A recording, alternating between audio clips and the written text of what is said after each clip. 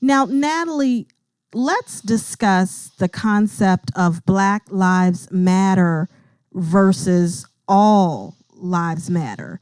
Because every time you hear Black Lives Matter, there's always somebody out there that says yes, but all lives matter. So, what challenges are there in terms of this train of thought? So it's interesting. The examples that I've seen emerging from all over the place have been a really great way to explain this. So sort of a simpler and more benign one is that, if I ask my husband or significant other, honey, do you love me? And they respond and say, well, I love everyone. That's not going to work, right? No. I don't think it's going to work because that's not showing that he's giving any priority to me and to our relationship and to my experience, right? So then I'll take it another step.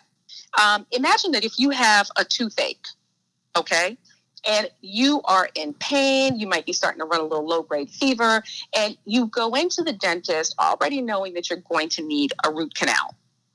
Well, the dentist starts to work, in your mouth, and you're starting to feel like the dentist is working on some other teeth. And you say, hold on, wait a minute. I have root canal on the left-hand side. Why are you on the right-hand side? And the dentist responds, well, all teeth matter. That's not addressing the issue at hand either. No. Right?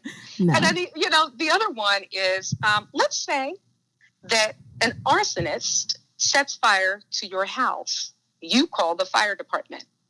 When the firefighters turn onto your street, they take out the hose and start to wet down every house on the street because all houses matter. Meanwhile, your house is burning to the ground.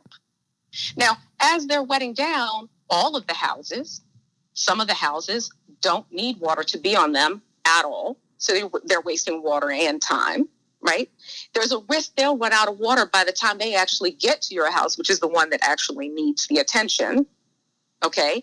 And by the time they get to you, your house certainly may have burned to the ground. Now, they could then look at you and say, well, all houses matter. Is that going to help the situation? I don't think so. So in this, to lift up and to understand that Black people in America have a unique and inequitable racist experience, right, in this country, experience of racism, and that in order for America to become its best version of itself, we have a responsibility to focus on putting an end to anti-Blackness and systemic racism in the ways that we see it manifest every single day. And in doing that, all lives will certainly be better. But what I can say is, if we don't address and tend to Black lives in the here and now, no one's life is really going to get better. So for me, when I hear that conversation, it is very much about equity, because equity is about meeting people where they are.